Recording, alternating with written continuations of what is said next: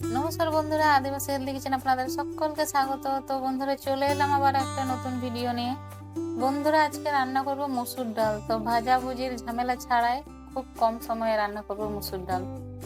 তো তার জন্য কড়াই দিচ্ছি ধুয়ে পরিষ্কার করে রাখা মসুর ডাল আর দুটো ছোট সাইজের আলু ছোট ছোট করে কেটে নিয়েছি, আর দিয়েছি দুটো টমেটো ছোট ছোট সাইজের, আর একটা পেঁয়াজ তাকে কুচিয়ে দিয়েছি, আর দিয়ে দেবো ঝালের জন্য কাঁচা লঙ্কা।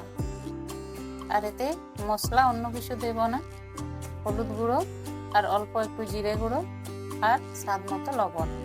এরপর সবগুলোকে ভালো করে মিশিয়ে নেব। মেশানো হয়ে গেছে, এরপর দিয়ে দেবো সর্ষের তেল।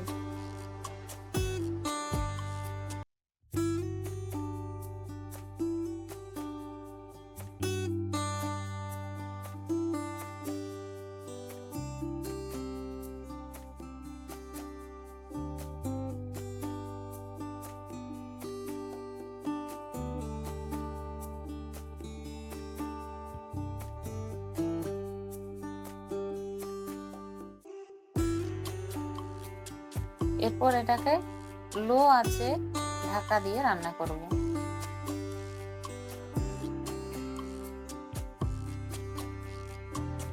তো বন্ধুরা দেখুন, এইরকম অবস্থা হয়েছে।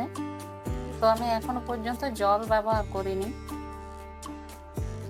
দেখুন, ডাল সেদ্ধ হয়ে গেছে, কিন্তু আলুটা একটু সেদ্ধ হতে বাকি আছে। তাই আমি অল্প পরিমাণে জল দিয়ে আরো কিছুক্ষণ ঢাকা দিয়ে রান্না করে নেব।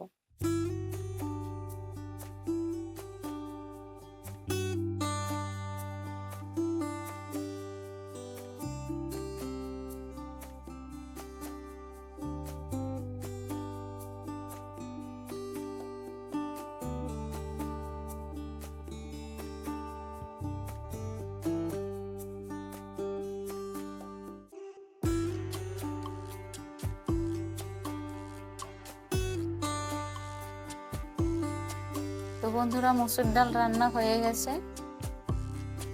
একদম ভাজাভুজির ঝামেলা ছাড়াই 10 মিনিটের মধ্যে তৈরি হয়ে যাবে এইভাবে মসুর ডালের তরকারি। তো এটাকে ভাত বা রুটি বা পরোটা যে কোনো কিছুর সাথে পরিবেশন করতে পারেন।